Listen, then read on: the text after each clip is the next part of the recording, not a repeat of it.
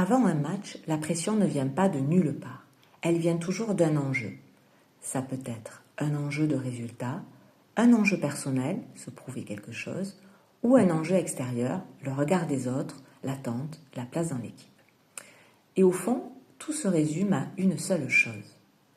Tu es en train de jouer quelque chose sur le résultat ou sur ce que ça va dire de toi. La pression avant un match ne vient pas du match, elle vient de ce que ce match représente pour toi. Et c'est là que le cerveau se piège. Quand l'enjeu est fort, ton attention change de direction. Au lieu d'être sur ce que tu fais, tu passes sur ce que ça va donner. Résultat, tu ne joues plus l'action, tu joues le résultat, parfois même l'image que tu vas renvoyer. Et à ce moment-là, tu sors du présent. Quand tu n'es plus dans le présent, ton jeu change. Tu commences à réfléchir trop, contrôler tes gestes, anticiper au lieu d'agir. Et plus tu veux bien faire, plus tu perds en naturel. La pression n'est pas le problème c'est quand elle prend le contrôle de ton attention. L'objectif n'est pas de supprimer la pression, c'est de revenir à quelque chose de jouable. Revenir à une seule cible, pas le match, pas le résultat, mais une action simple, ton premier duel, ta première passe, ton placement, ta respiration. Le cerveau a besoin de simple pour redevenir stable.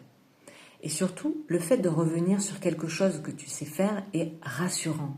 Tu te reconnectes à du connu, du maîtrisable, du concret. Tu sors du doute pour revenir dans la compétence. Et c'est souvent comme ça que la confiance se réactive naturellement.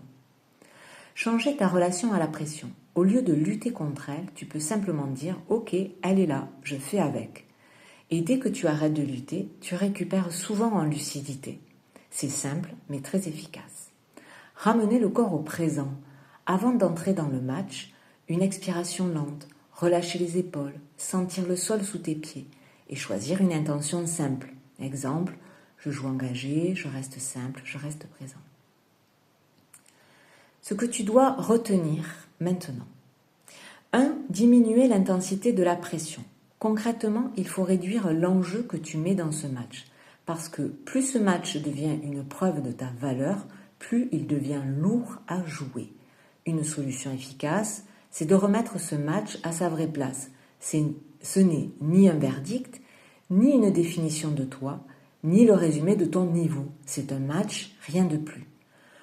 Tu peux aussi remplacer le « je dois réussir ce match » par « j'ai l'occasion de m'exprimer sur ce match ». Quand tu passes d'une obligation à une opportunité, la pression baisse déjà. Et ça se travaille en amont, la confiance en soi et ta relation à l'erreur et à la défaite. Si une erreur ou une défaite devient quelque chose de grave sur toi, alors chaque match devient une menace. L'idée, c'est que le match reste un espace d'action, pas un test de valeur personnelle. 2. Passer en objectif de moyens. Pas « je dois gagner » ou « je dois réussir », mais « je dois faire mes actions correctement ».